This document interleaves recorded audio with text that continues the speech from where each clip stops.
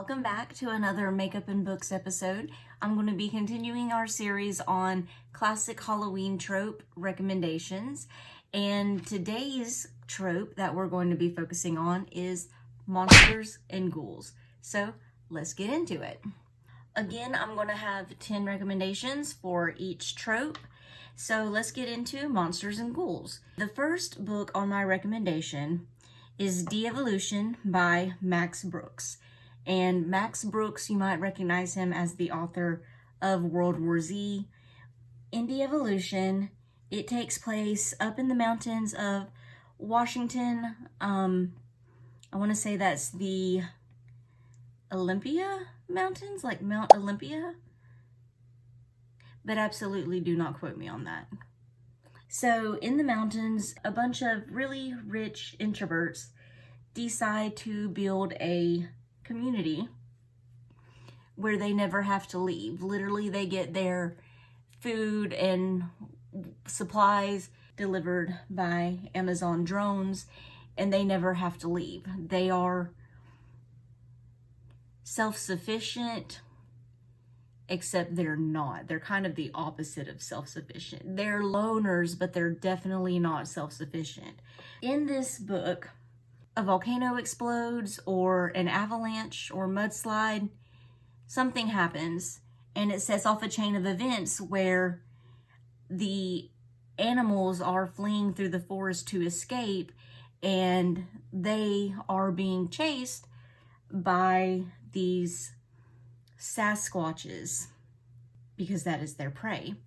And so these animals are running through this community that is built in the wilderness, and the Sasquatches are following the animals. So the Sasquatches run into this community and chaos ensues. The people go from being cut off from the world and thus not able to get their Amazon drone deliveries and their food and their supplies that they need. So they start working on self-sufficiency, and then the Sasquatches come down from the mountains and literally like all hell breaks loose. Like, how can you worry about self-sufficiency when you're literally having to defend yourself and your home from Sasquatches? It is a fantastic book, and I love that the ending was left not necessarily ambiguous or open-ended, but we never find out truly exactly what happens. We can only suspect what happened, and that makes it so much creepier. My next recommendation is I Found Puppets Living in My Apartment Walls by Ben Farthing. And this book creeped me out tremendously. So the grandfather of the main character goes missing, and him and his cousin have to go to his apartment and try to find clues as to where he's at and what happened to him. And his grandfather worked on this puppet show, kind of like Sesame Street in a way. And there's one particular puppet, think like the Elmo, that the grandson sees, and he's like, oh, that's weird.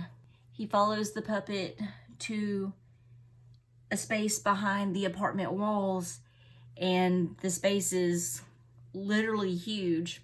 It just goes down and down and down, and each level he's meeting new puppets from the show. And this book was so unsettling and creepy. They have to escape the puppets. They're not sure what's going on. As they get deeper and deeper into the levels, the cousin starts to turn into a puppet herself, and it begs the question, could that be what happened to their grandfather? It's just a thoroughly creepy and unsettling book. The next recommendation is Long Live the Pumpkin Queen by Shay Earnshaw. Shay Earnshaw has written a lot of YA fantasy novels. This is a sequel to The Nightmare Before Christmas. It's what happens to Sally and Jack after they get married and Sally's background. It was every bit as lovely and heartwarming as Nightmare Before Christmas. It was a delight. And she finds her parents, which is just so cute. So cute.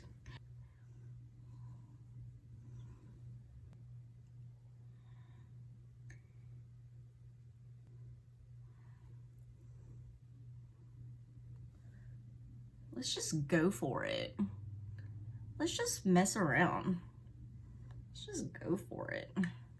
So anyway, the next recommendation is Night of the Mannequins by Stephen Graham Jones. And I kind of have a love-hate relationship with Stephen Graham Jones books. Some of his books are like top tier, and some of them are just complete absolute duds. Like The Only Good Indians was a total DNF for me. But this one was like 5-star, top tier. Cannot recommend it enough. Talk about creepy. So this group of friends finds a mannequin and they goof around with it and they pose it and move it around town to try and scare each other with. And one night the mannequin moves on its own. It comes alive and it starts killing the group of friends. And this book, again, is a thoroughly unsettling book. If you know about the Uncanny Valley, this definitely had all those icky, uncomfortable feelings of the Uncanny Valley. I absolutely love this book. The next recommendation is Werewolf of Fever Swamp by R.L. Stine. Yes, I know it's a middle grade book. Yes, I know I'm 38 years old. Don't tell my heart. But his books just give those classic 90s nostalgia feelings from my childhood. I absolutely love the vibe that his books take me back to. And judge me for reading them. I don't care. Do they give me spooks? I mean, no. I'm a grown adult. But they give me the 90s nostalgia childhood vibes. And I'm here for it. So Werewolf of Fever Swamp is a boy who is staying with his grandparents in a town that's surrounded by a swamp. There is a legend of werewolves and small animals go missing. Nobody knows what's going on. He begins to suspect werewolves. And then him and a new friend that he's made go out on their own to try and discover what is going on in this town. The next recommendation is How to Sell a Haunted House by Grady Hendrix. Again, you know I had to have some Grady Hendrix in here. I keep describing him as horror light. Yes, there is some horror, but there is also humor, and it keeps the book light. Not light to where I would let a child read it, like not light like that, but light as in you'll be able to go to sleep after you read this book. Like you'll laugh through the scares. His books are all like that, and that's why I love them. But in this book, How to Sell a Haunted House, the main character, her brother and her have to return to their childhood home once their parents have died in a car crash to get the house ready to sell. And their mother was a famous puppeteer on a children's show. And are you sensing a theme with mannequins and puppets? Again, the Uncanny Valley is real and I hate it, but I love it. Things are going on in this house. They think it might be the remains of their parents from beyond the grave. And it's not, and that's all I'm going to say, because I went into it blind and that made the experience so much better. Definitely go into it blind. It's so good. So the next recommendation is The Haunted Forest Tour by James A. Moore. This book, I went into it with like 5-star expectations, and when I say it did not disappoint. So it's exactly what it sounds like. These people are going on a tour. Think of like Jurassic Park, but monsters. They go on this tour, and the bus that they're on, or the vehicle that they're on, breaks down. So they're in this huge forest that is full of monsters, and they're trapped.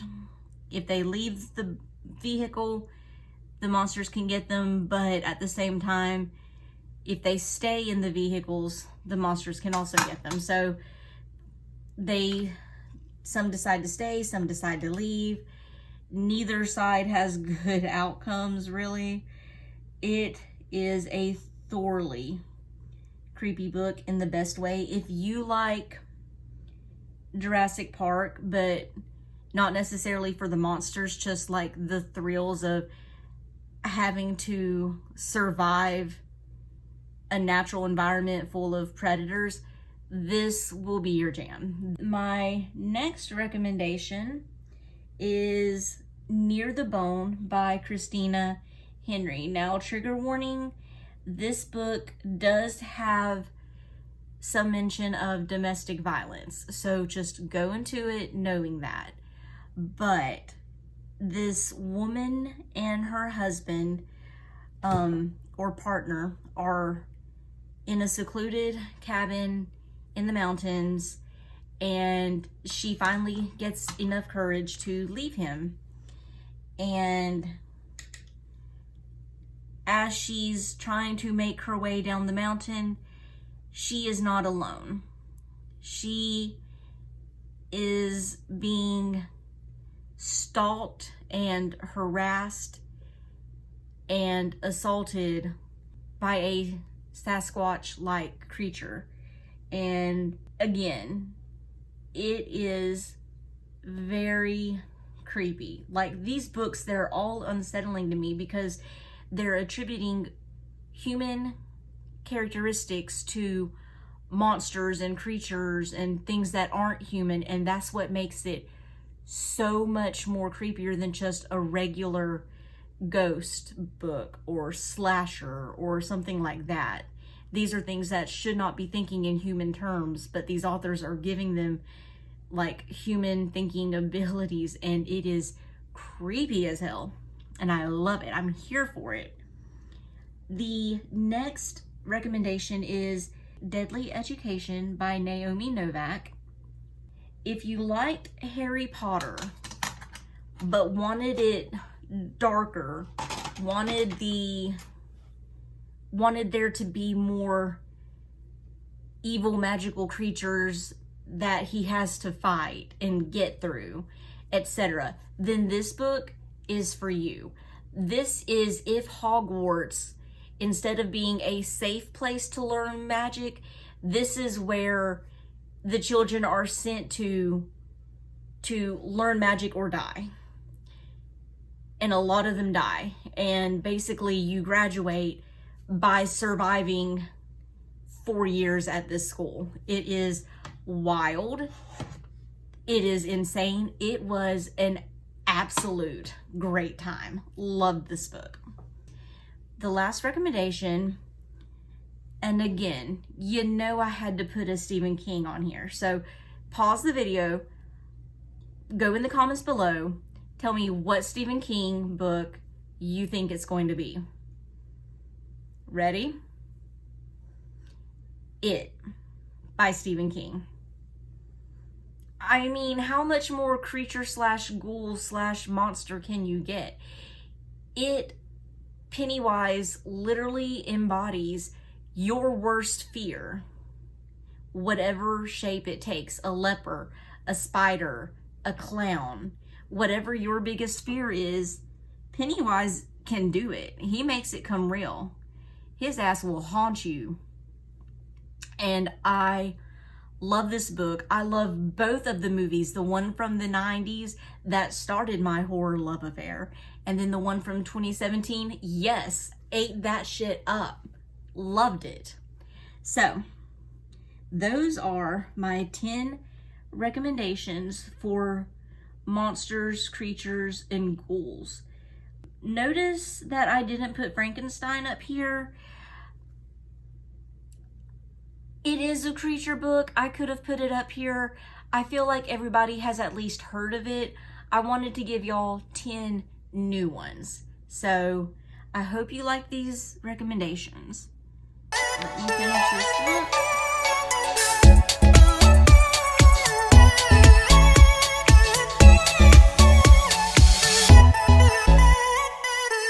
I'm not going to do mascara because it's like 5 something at night.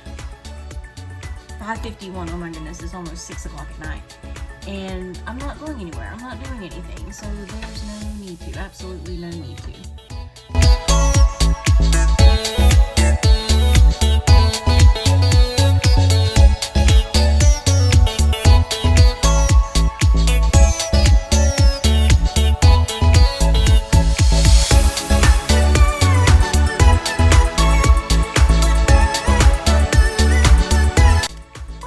Witchcraft is this? It is 6 o'clock at night. I'm going absolutely nowhere. I'm not even putting on mascara because I'm just going to wash this off and go to bed, and mascara is such a pain in the butt to get off. But why does my makeup look absolutely amazing when I'm not going anywhere? Please explain this phenomenon. Because really, your girl is slaying. Anywho. So those were my 10 recommendations for books with creatures, ghouls, and monsters. A lot of them I personally found unsettling because of the uncanny valley effect. Again, that shit is real and it is creepy for a reason. I can't explain why, but she creepy. There were also some Sasquatches. There were also some evil magical creatures. A little bit of everything for everybody. So I hope you found something to read from this list of recommendations. Drop your best monster, creature, ghoul book recommendations down below. Make sure you keep watching. Every Tuesday and Saturday up until Halloween, I will be dropping a Halloween trope book recommendation list. So make sure you stay tuned for that. I am loving this series. So thanks for watching, and I'll see you next time. Bye.